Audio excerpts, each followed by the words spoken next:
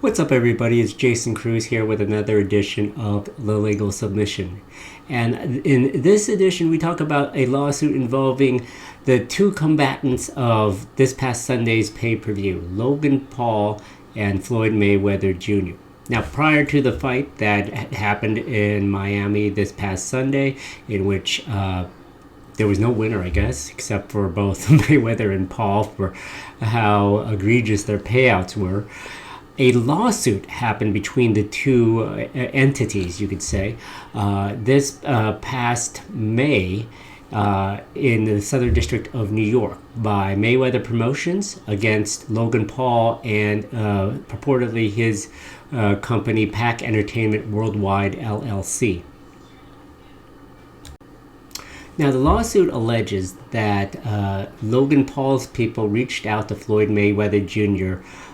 Late last year in regards to doing a fight out in Abu Dhabi. And basically, they sold Mayweather on huge payouts related to the contacts that they had in the Middle East. It was brokered between the two parties, and they had Mayweather's people had indicated that they would do it premised upon a deposit made by Pack Entertainment Worldwide, which again is purportedly represented Logan Paul in these negotiations. What had transpired is a default of payments that were set to occur in March. And with that default, they basically breached the contract, according to Mayweather Promotions. Now, another date was set for which Paul's people could make the advance payment to Mayweather, and that one was breached as well, indicating that they did not go through with the contracted terms between the two parties. Now, the fight went through, and so it's a little unique in that the two people, although there was animosity, didn't talk about this particular lawsuit. Obviously, it's the entities, Mayweather Promotions LLC and Pack Entertainment Worldwide, are the two plaintiff and defendants, two parties in this particular lawsuit. Not personally Mayweather or Logan Paul. Still, the two entities came into negotiation regarding a possible fight, which actually came through. And even though the fight did go through in Miami, the lawsuit was filed on May 14th of this particular year. So even with the lead up to a particular fight, it was not occurring. So what was Mayweather looking for? Well, apparently to enforce the particular contract. There was an agreement in March of 2021 where Leonard Ellaby executed a contract on behalf of Mayweather Promotions, and Aaron Pilchuk executed a contract on behalf of Pac. Again, the reason why I say purportedly and allegedly that Logan Paul was represented by Pack Entertainment Worldwide is that the lawsuit filed by Mayweather Promotions LLC does not make it clear that Logan Paul was actually represented by this particular company. It could be a third party that had business relationships with Paul, but Paul is never directly identified as a party to the lawsuit. It does indicate that Paul would be a part of the event.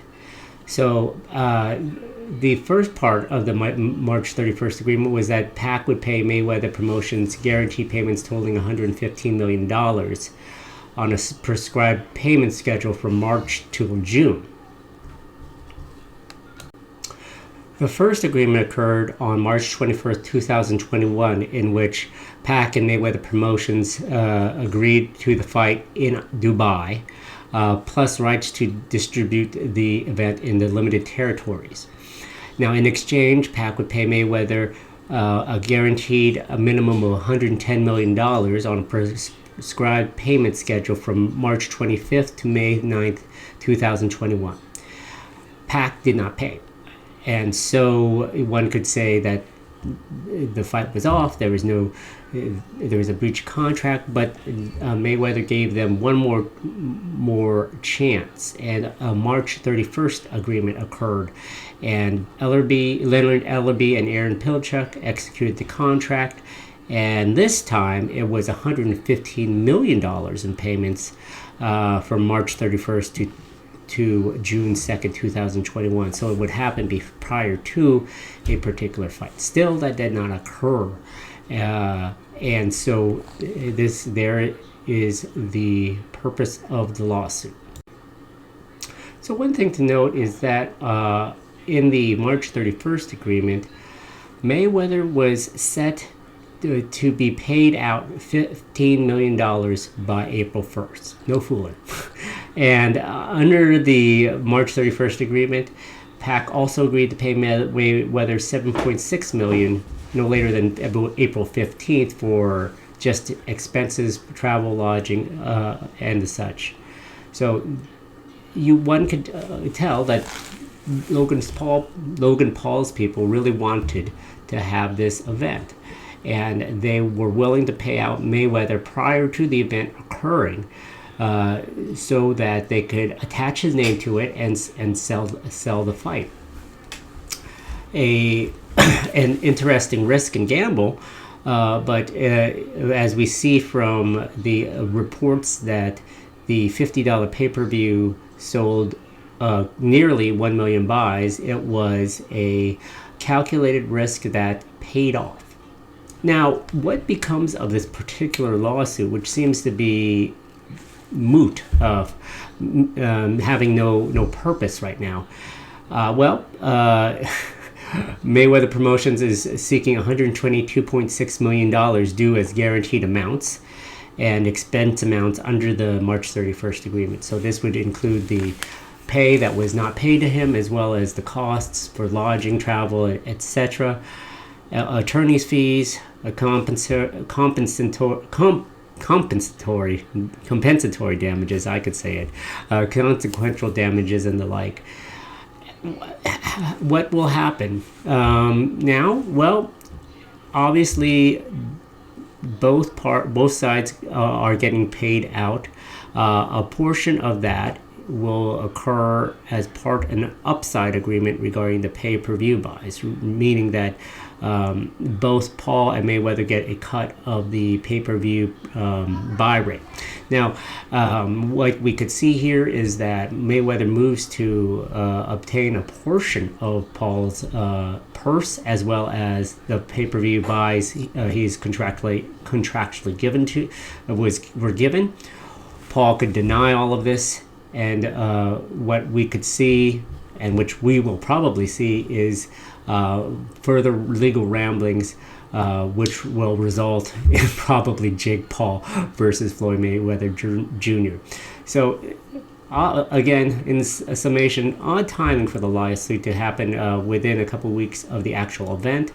But it seems as though that Mayweather Promotions is trying to enforce a breach of the contract.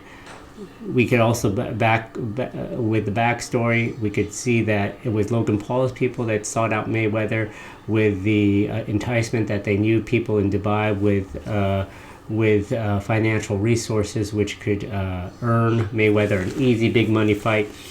And we will see what transpires next. Either this thing will settle, or the lawsuit will linger on. Once again, Jason Cruz with the legal submission. Have a good day, folks.